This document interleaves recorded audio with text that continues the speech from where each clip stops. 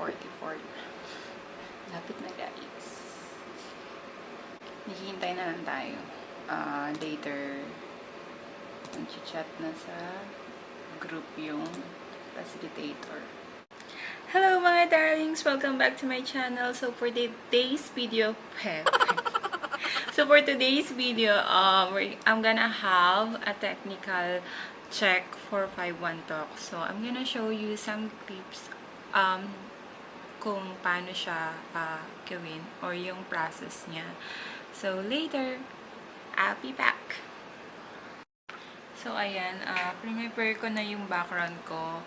Then yung PC ko, yan. So, yan, naka-prepare na siya. Tapos, may lightning. So, may ano rin ako. Yung ring light ko nilagay ko para mas maliwanag talaga. Kasi, para mas clear siya. So, para maganda yung effect, yung outcome dun sa camera ng laptop ko. Ang gagamitin ko na lang kasing camera is yun sa laptop ko. Do malinaw naman siya. So, para mas mukha talaga siyang mas malinaw pa. Mas maganda kung mas maliwanag yung lightning mo. So, sa technical kasi, ang kailangan kasi nila is kailangan meron kang HD camera. So, then second is yung headphone na may noise cancellation. So, ito. Prepare na siya. Yan.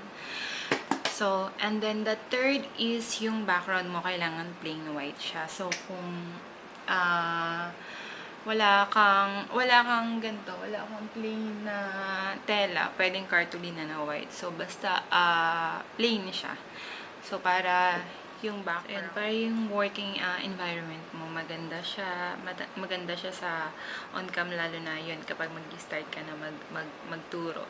So, before the technical check, so yung process ng application is, yung una is, of course, the application, and then the second is the initial interview. So, I got my initial interview yesterday. So, in-schedule nila ako. Actually, nag-text yung 5-1 talk. Hindi ko alam kung siguro halos lahat siguro, tinext nila kahit hindi ka nag-a-apply sa kanila. So, I received a text from them. Wait, hanapin ko yung text nila. Pinoward ko nga rin yun sa friend ko. Sabi ko, bored ka diba? Kasi nga, we're on home quarantine. Yun. So, ito, pwede ka mag-apply. Kasi, kahit hindi ka nag-apply nga, hindi naman ako nag-apply, pero yun, tinext nila ako. So, ito yung text nila. Ayan. Bibigay, dun sa text, meron kang i-add na account na pwede mong i-send, magsisend ka lang ng name mo. And then, after nun, pag na-add mo siya, pag na-send mo yung full name niya, may isa-send siya sa'yo na fill upan mo. So, hanapin ko lang, wait lang. So, sa Skype yun, guys. I-add mo siya through Skype. Then, so, yun yung mag-i-interview sa'yo. Then, after mo i-fill up yung application, yung pinakang basic lang naman, yung mga full name, nationality, gender, etc. Mga ganun. Then, sorry. So, yun. After nun, actually, ang tagal ko pa nga nag-reply sa kanya kasi hindi ko pa sure kung ipuproceed ko na ito. Kasi, once na oo na ako dito sa kanila, syempre, yung time ko nandito na nakatutok sa kanila, ako pa naman ngayon, medyo busy-busyhan ang peg. Kunwari, busy. Ayun, nung after kong isend yung name ko, then nag-send sila ng fill up, yun nga yung sinabi ko. Hindi pa ako agad nag-reply that day. So, kinabukasan pa ako nag-reply kasi nga iniisip ko pa nga kung itutuloy ko ba to, kung sure na ba talaga ako. Kasi, yun nga, kailangan yung oras ko nandito na talaga. That time kasi nag-e-edit pa ako ng mga vlog ko. Hindi pa rin ako tapos mag-edit, guys. So, yun. After nun, pag na-fill up mo na yun, tatanungin agad kung anong time prefer mo for a short interview. So, ayun yung initial interview. So, ayun, sinabi ko, I'm available at 5 p.m. Yung mismong araw na yun, tumawag siya ng 5 p.m. So, on Skype din yun. So, audio call lang naman.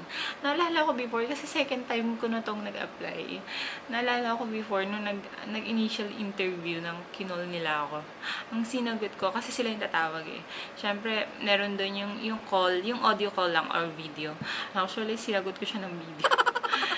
Pero wala siya dun sa wala siya dun sa camera. So, ako lang yung naka-on, So, doon ko na-realize nung tumawag siya sa akin ngayon. Ayun yung before na initial interview ko. Then, ito pang second na to. It was a year ago na. So, ito ang second. So, yun, na-realize ko, ba't ko i-on yung camera. So, yun. In-audio call ko na lang siya na pag-accept nung tumawag siya. Yun. Tapos, sobrang easy lang naman nung initial interview. So, later ko na, I'm gonna do a separate vlog about the initial interview. So, for today's video is about the technical. So, after the initial, if you pass the initial interview, technical ka na. So, i-schedule ka niya. Magbibigay siya ng time kung anong prepare mo na time for technical schedule. So, after nun, pagkapili mo sa pinili ko 9 p.m. So, ngayon, it's 8:39 p.m. na. So, naghihintay na lang ako. Inad ko na yung magte-technical check sa akin. Kasi sinend niya sa akin yung kahapon. Then, inad ko na siya. So, kailangan kasi dapat 30 minutes before or 15 minutes before, ready ka na. So, ready ka na lahat. So, later, i-restart ko nga pala yung router ko para fresh na fresh yung internet ko. So, yun. I'm gonna give you an update later. 8:44. Lapit na, guys.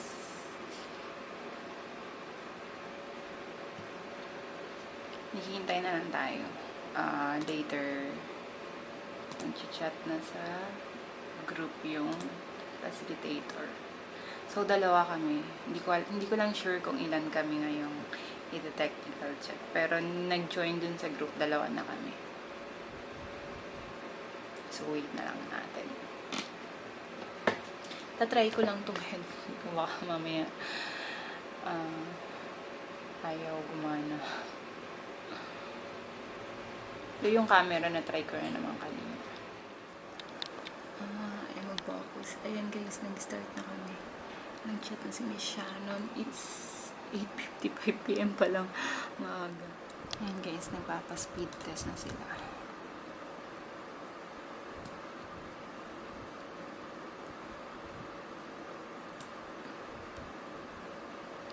Then after that, i-screenshot natin.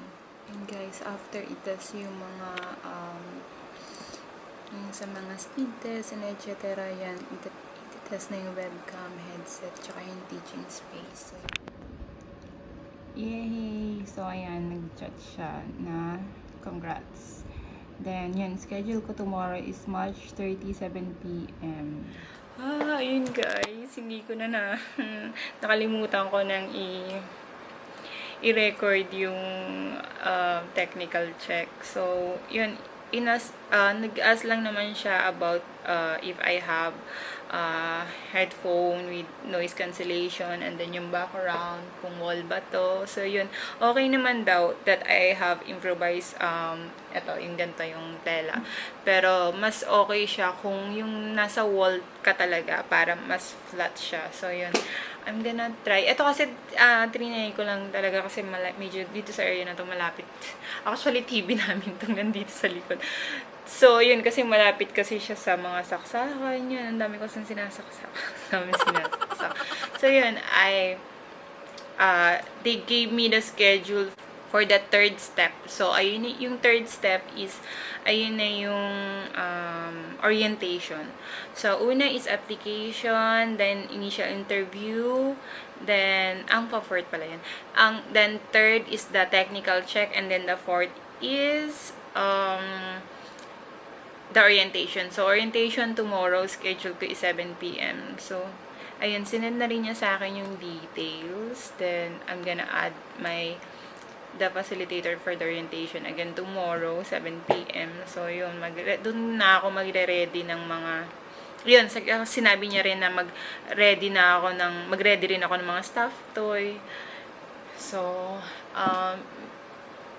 para lang meron kayong idea, ayan, if ever na mag-a-apply kayo dito, at least alam niyo na yung mga gagawin niyo before kayo mag-apply, di ba? At least ready na kayo. So, yun, binibigyan ko lang din kayo ng hint para makapasa kayo.